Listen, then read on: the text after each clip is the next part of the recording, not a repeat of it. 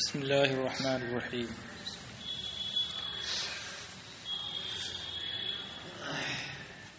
ان القتیل مدرجا بدموعه مثل القتیل مدرجا بدمائه.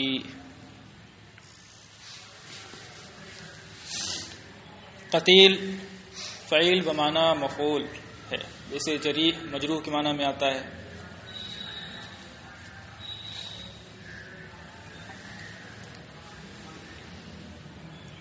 قتیل کی جمع قتلہ ہے، جیسے مریض کی جمع مرضى، اسیر کی جمع اسرى. مدرج زرج یزرج، تدریج باب تفعیل سے ہے. زرج توبہ، اس کا معنی ہوتا ہے لال رنگ سے رنگنا.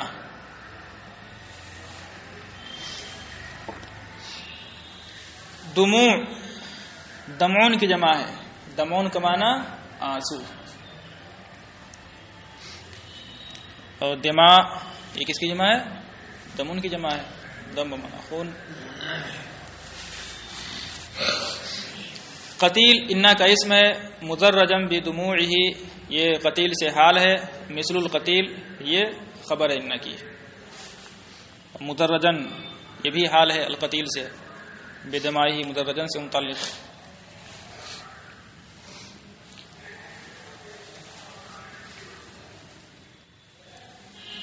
یقیناً وہ قتیل عشق جو اپنے آنسوؤں میں شرابور ہو، اس مقتول کی طرح ہے جو اپنے خون میں لت پت ہو.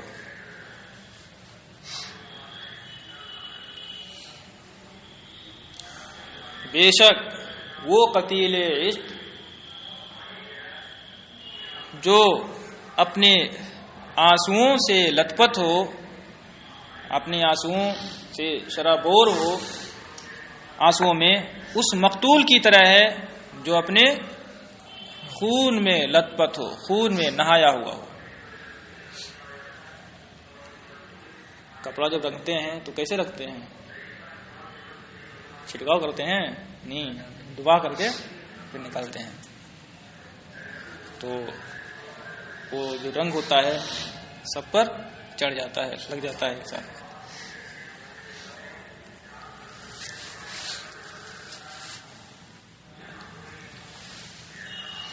عاشق کے آنسو کو خون کی طرح قرار دیا گیا ہے، اور عشق اور محبت کی راہ میں جو مقتول ہو تو اور عاشق کو کسے تشبیہ دی گئی ہے؟ مقتول سے. فراق یار میں بہنے والے آنسو کو، سوزش عشق سے بہنے والے آنسو کو تشبیہ دی گئی ہے کس سے؟ خون سے. ٹھیک ہے.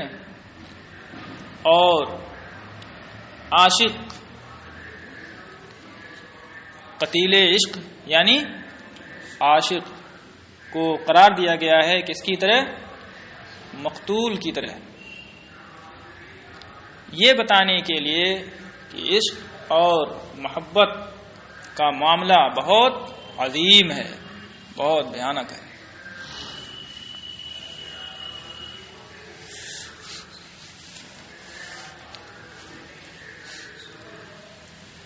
والعشق کالمعشوق یعذب قربہ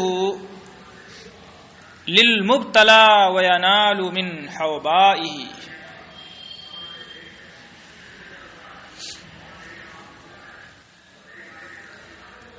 عذبہ یعذب اس کا معنی ہوتا ہے شیریں ہونا، خوشگوار ہونا.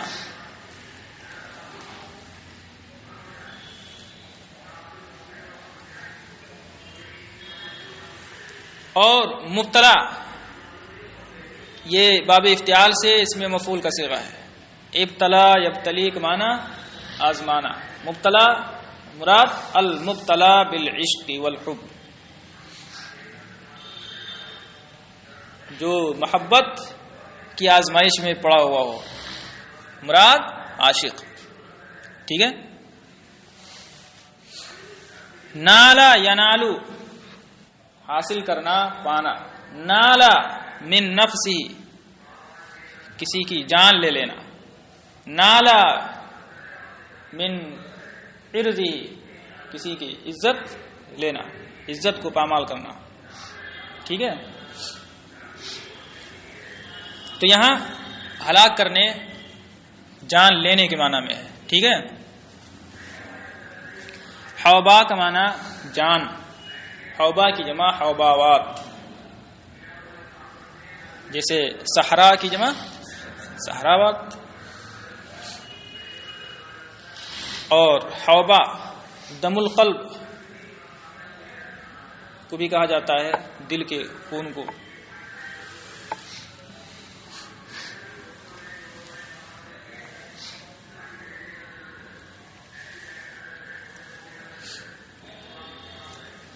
ینالو من قلبہ یہ حال ہے.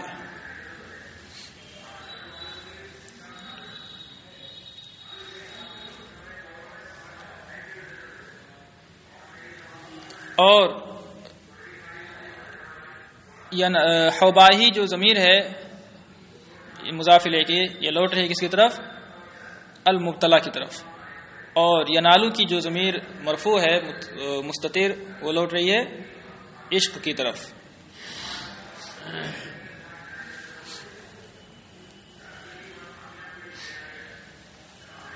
عشق مبتدا ہے اور کل معشوقی یعذب قربہ یہ خبر ہے. للمبتلا یہ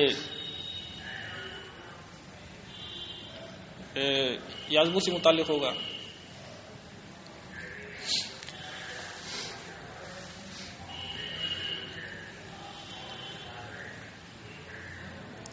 اور عشق کی قربت عاشق کے لیے معشوق کی طرح خوشگوار ہوتی ہے. اور عشق قربو کی جو ضمیر ہے کس پہ لوٹ رہی ہے؟ عشق کی طرف. تو قربو اے قرب العشق. ٹھیک ہے. اور عشق کی قربت معشوق ہی کی طرح عاشق کے لیے خوشگوار ہوتی ہے یا خوشگوار ہے یا شیریں ہے. ٹھیک ہے. حالانکہ وہ عاشق کی جان لے لیتا ہے، حالانکہ وہ عاشق کی جان لے لیتا ہے کہ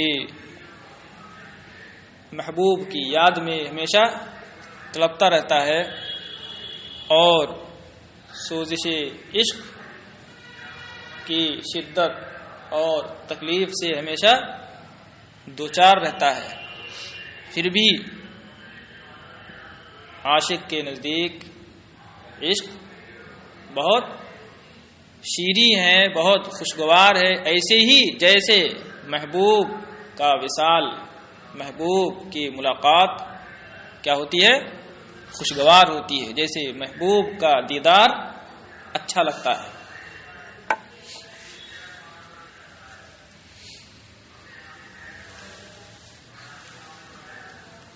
لو قلت للدنف الحزین فدیته مما به لاغرته بفدائه.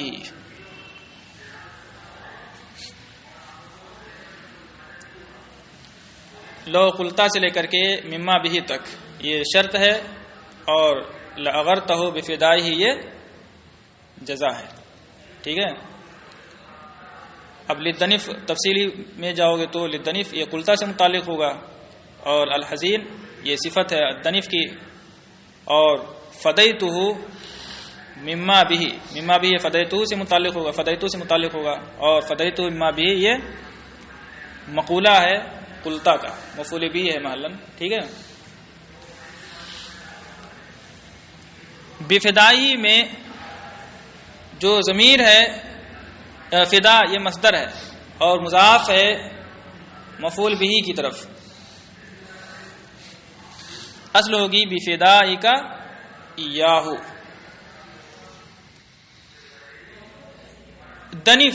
دنفا یدنفو کا معنی ہوتا ہے دائمی مریض ہونا،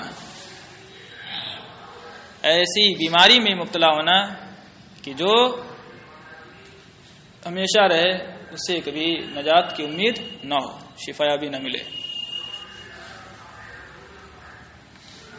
اور سخت بیمار ہونا. دنف یہ صفت مشبہ کا صیغہ ہے.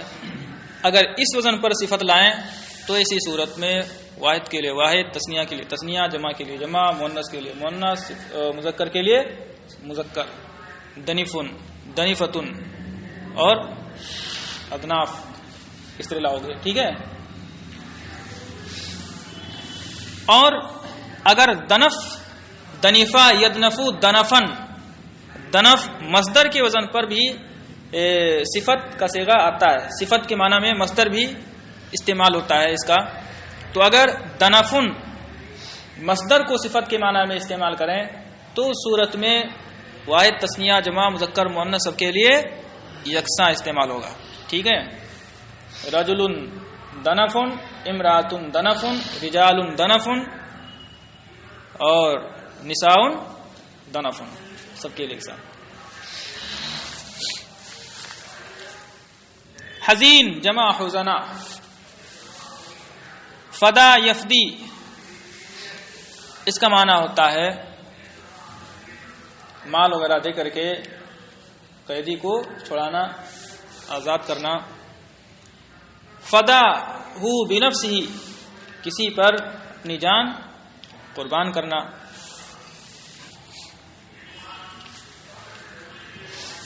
اغارہ یغیرو، اغارت اس کا معنی ہوتا ہے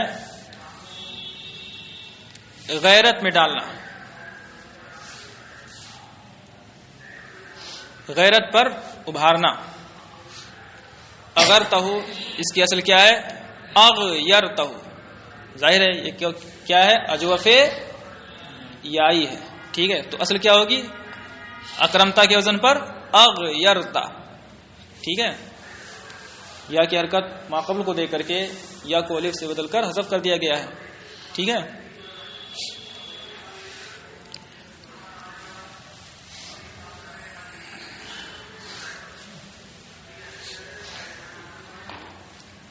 اگر تو غمزدہ دائمی مریض عشق سے کہے، کیا کہے؟ فدیتہ مما بھی، میں اس کی اس سوزش عشق پر قربان ہو جاؤں جس میں وہ مبتلا ہے. لاغرتہ بفدائہ، تو اسے اپنی اس فداکاری کے ذریعے غیرت پر ابھارے گا. اگر تو دائمی مریض عشق سے کہے میں اس پر قربان ہو جاؤں جس میں وہ مبتلا ہے، مطلب کیا؟ میں اس کی اس سوزش عشق پر، سوزش عشق کی اس تکلیف پر، اس رنج و غم پر قربان ہو جاؤں جس میں وہ مبتلا ہے. اگر تو یہ کہے گا کسی دائمی مریض سے، مریض عشق سے، لاغرتہ بفدائہ، تو اس مریض عشق کو اپنی اس فداکاری سے غیرت پر ابھار دے گا، غیر پر ابھارے گا. یعنی وہ خود ہی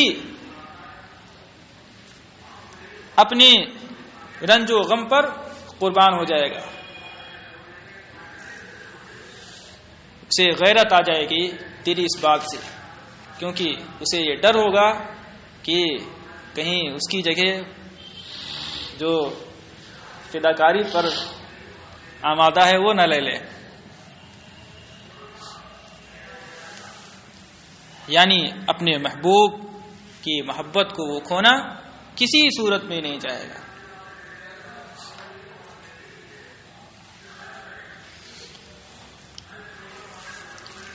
اقی الامیر هوى العیون فانه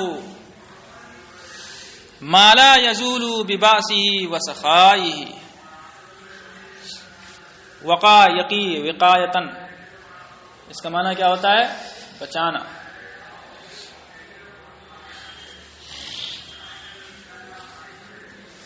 امیر، یہاں الامیر میں الف لام عہد کا ہے، مراد متنبی کا ممدوح سیف الدولہ ہے. ٹھیک ہے. حول عیون، ہوا محبت کے معنی میں ابھی آیا ہوا سے، عیون عین کی جمع ہے.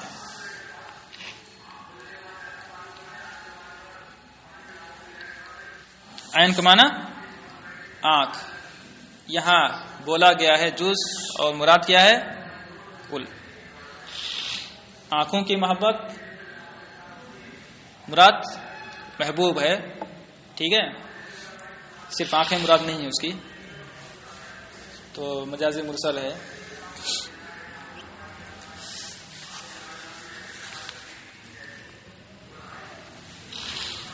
بعض کا معنی ہوتا ہے شجاعت، بہادری. سخا، سخوا یسخو سخاءن، فیاضی کرنا، سخاوت کرنا.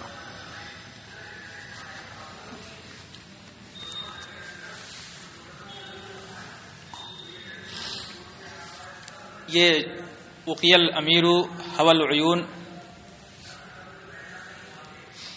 لفظاً تو جملہ خبریہ ہے اور معناً انشائیہ ہے. ٹھیک ہے، کیونکہ یہ دعا ہے اور دعا کسی قسم میں سے ہے؟ انشاء کے قسم میں سے ہے. اپنے ممدوح سیف الدولہ کے لیے عشق سے حفاظت کی دعا کر رہا ہے متنبی.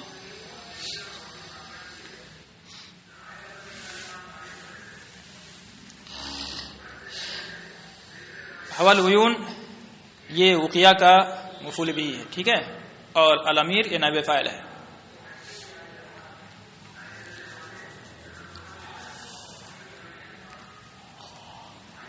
آنکھوں کی محبت سے امیر ممدوح کی حفاظت ہو.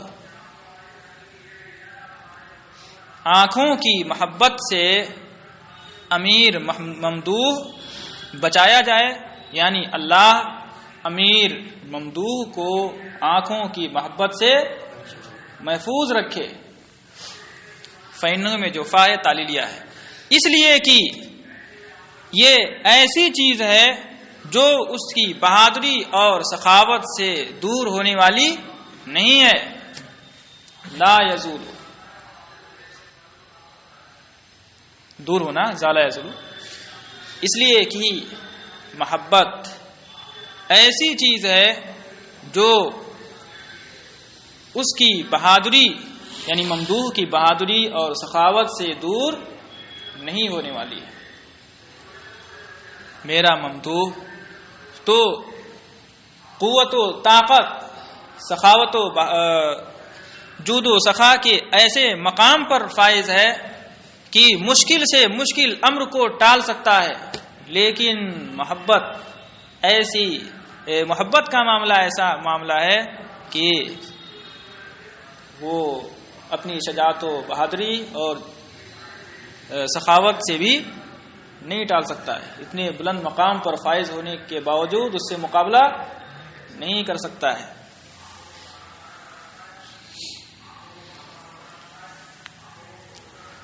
یہاں سے اب مدح کے اشعار شروع ہو رہے ہیں. ٹھیک ہے. اس سے پہلے غزل کے اشعار تھے، نصیب کہا جاتا ہے غزلیہ اشعار کو. ٹھیک ہے. نصیب بھی کہا جاتا ہے، جس میں عورتوں کے محاسن اور ان کے احوال وغیرہ کا بیان ہوتا ہے. اسی کو غزل کہتے ہیں، نصیب کہا جاتا ہے. ٹھیک ہے. اب یہاں سے مدح کے اشعار ہیں، مدحیہ اشعار، جس میں کسی بلند رتبہ ذی شان شخص کے اوصاف، اس کے کمالات، اخلاق حمیدہ، شجاعت و بہادری، سخاوت، عدل و انصاف وغیرہ کو بیان کیا جاتا ہے، ٹھیک ہے، اور اس کی تعریف کی جاتی ہے، تو اسی کو کیا کہا جاتا ہے؟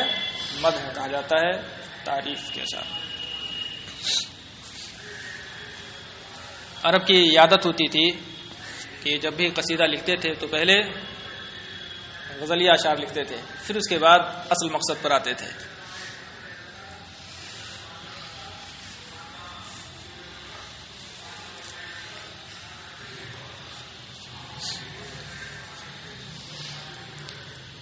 یستاثر البطل الکمیہ بنظرۃ ویحول بین فؤادہ وعزائہ۔ استاثرہ یستاثر، اس کا معنی ہوتا ہے قید کرنا، استاثرہ معنی اثر، البطل بہادر جمع ابطال، الکمی کمی کا معنی ہوتا ہے زرہ پوش، ہتھیار سے لیس۔ کمی کا اصل معنی ہوتا ہے جو اپنے آپ کو چھپائے ہوئی ہو، چھپانے والا، کما معنی ستر، ٹھیک ہے، یعنی جو اپنے آپ کو زرہ خود وغیرہ سے چھپائے ہوئے ہو، یا ہتھیار ڈھال وغیرہ کسی چیز سے اپنے آپ کو چھپائے ہوئے، مراد ہتھیار سے لیس، زرہ پوش، پھر بھی ترجمہ کر سکتے ہو۔ کمی کی جمع کمات۔ حال یحول، حال بین الشیئین، دو چیزوں کے درمیان حائل ہونا، رکاوٹ بننا۔ فؤاد کا معنی دل جمع افئدہ۔ عزا، عزیہ یا عزا، عزان صبر کرنا، عزا بمعنی صبر۔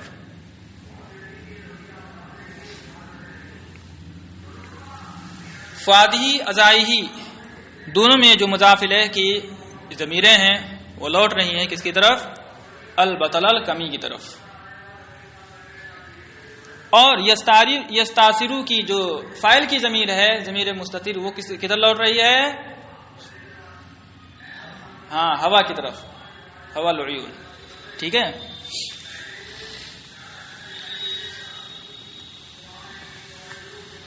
بنظرۃ یستاثرو سے متعلق ہے، اور یحول بین فؤادہ وعزائہ، اس جملے کا عطف یستاثرو پر ہے۔ یحول کی ضمیر اسی طرف لوٹے گی، ہوا کی طرف۔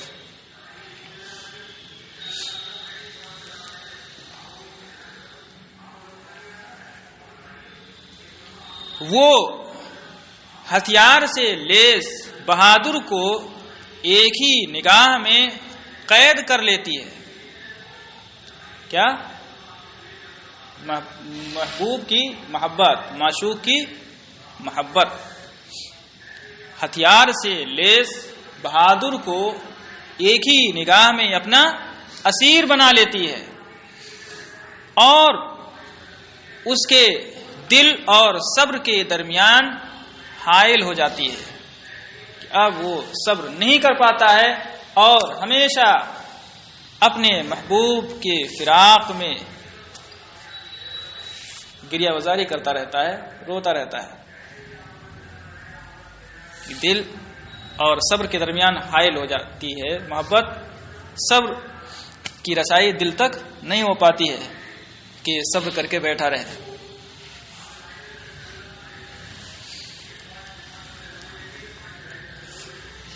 انی دعوتک للنوائب دعوة لم يدعى سامعها الى اکفائه۔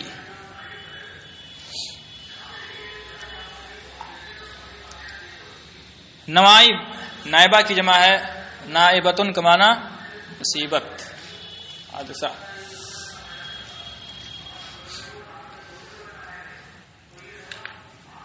اقفا کفون کی جمع ہے، کفون کا معنی ہمسر، مثل، نظیر.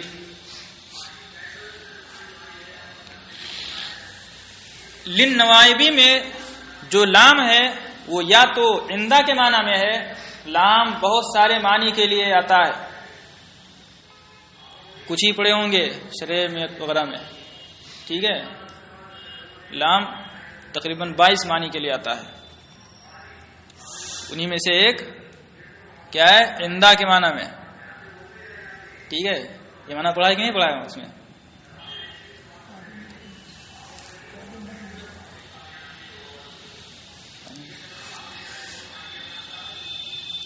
اگر اس معنی میں ہو تب تو خیر کسی محذوف وغیرہ ماننے کی ضرورت نہیں ہوگی.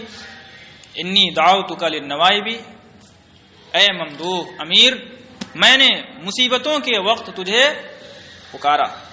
ٹھیک ہے، واضح معنی. اور اگر یہ عندہ کے معنی میں نہ ہو تو اس وقت یہاں مضاف محذوف ماننا پڑے گا. مضاف کون سا؟ دفعن. ٹھیک ہے، انی دعوتک لدفع النوائب، میں نے تجھے مصیبتوں کو ٹالنے کے لیے پکارا. ٹھیک ہے، یہ ترجمہ کرو گے، مصیبتوں کے لیے پکارا، مصیبتوں کو ٹالنے کے لیے یا مصیبتوں کے وقت پکارا. ٹھیک ہے.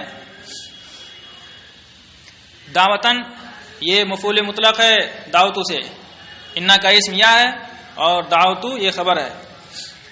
للنوائب متعلق ہوگا دعوتن مفعول مطلق ہے. اور لم یدعا سامعها الی اکفائه یہ پورا جملہ صفت ہے کس کی؟ دعوتن کی. ٹھیک ہے.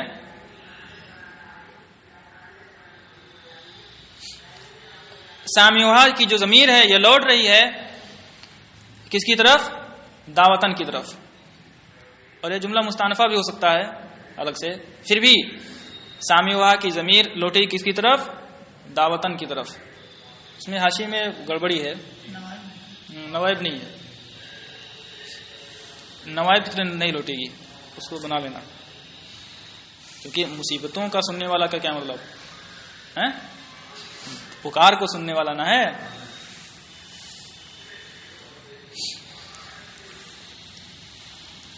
بے شک اے ممدوح میں نے تجھے مصیبتوں کے وقت پکارا، ایسی پکار کہ جس کا سننے والا اپنے ہمسروں کی طرف نہیں بلایا گیا. بے شک یقیناً اے امیر ممدوح میں نے تجھے مصیبتوں کو دور کرنے کے لیے بلایا، ایسی پکار کہ جس کا سننے والا اپنے ہمسروں کی طرف نہیں بلایا گیا. مطلب تو مصیبتوں سے بہت بالا تر ہے، بہت بلند ہے، اور ایسا نہیں ہے کہ مصیبتیں ٹالنا یہ تیرے بس سے باہر ہو. تو ایک لمحے میں مصیبتوں کو زیر کر سکتا ہے، مصیبتوں سے ہمیں بچا سکتا ہے. ٹھیک ہے، لہذا وہ جو مصیبتیں مجھ پر ٹوٹنے والی ہیں وہ تیرا ہمسر نہیں ہے جس کو ٹالنے کے لیے میں تجھے بلا رہا ہوں. ٹھیک ہے، تو تیرے ہمسر نہیں ہے.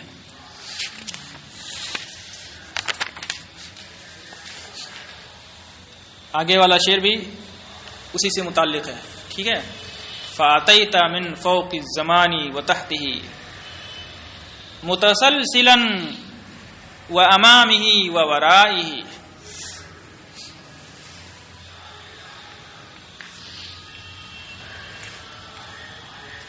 تسلسلا یا تسلسلو اس کا معنی ہوتا ہے گرجنا، گونجدار آواز نکلا جھنجھناہٹ والی، ٹھیک ہے، کھنکنا،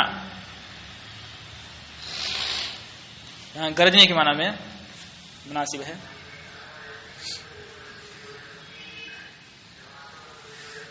امامی کا عطف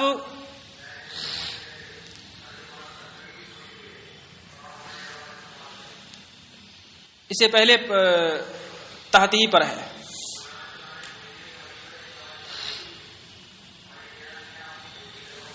فوقی زمانی و امامی، فوقی زمان پر ہے، متسلسلاً یہ حال واقع ہوگا، ٹھیک ہے۔ اتیتا کی ضمیر فاعلی سے ضمیر مخاطب جو ہے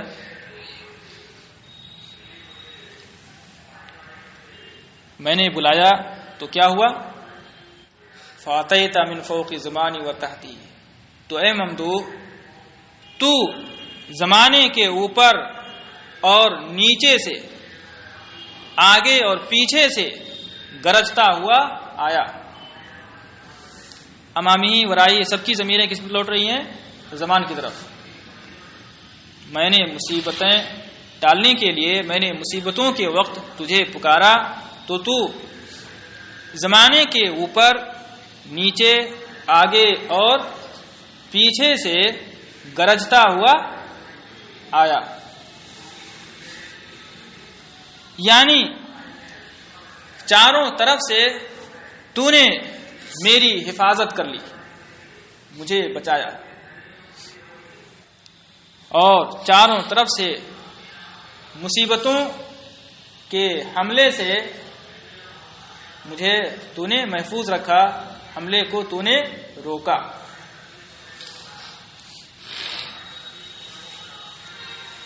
یہاں فوق، تحت، امام، ورا سب ایک دوسرے کی ضد ہیں، فوق کی ضد، تحت، امام کی ضد، ورا۔ تو یہاں علم بدیع کی ایک صنعت طباق پائی جا رہی ہے۔ طباق کہتے ہیں دو متقابل معنی کو ایک ساتھ جمع کرنا، ٹھیک ہے۔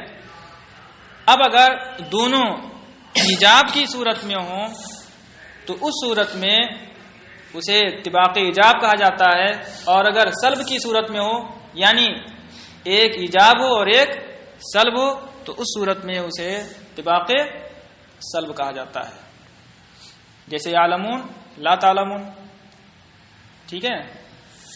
انی ارا ما لا ترون، یہ کیا ہے، طباق سلب ہے یہاں پر، کیونکہ ارا یہ مثبت ہے اور لا ترون یہ منفی ہے، ٹھیک ہے۔ مثبت اور منفی پر مشتمل ہوں دونوں مقابل تو ایسی صورت میں طباق سلب، اور اگر دونوں ایجاب پر مشتمل ہوں تو طباق ایجاب۔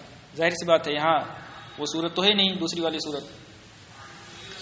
ساتھ ہی ساتھ یہاں استعارہ ہے، جو فوق، من فوق زمانی، تحت ہی و امام ہی و ورائی کہا، تو اس میں استعارہ ہے اس بات کا کہ تو نے میری مدد میں بھرپور کوشش کی، ہر ممکن تو نے کوشش کی، اس بات کا اس میں استعارہ ہے۔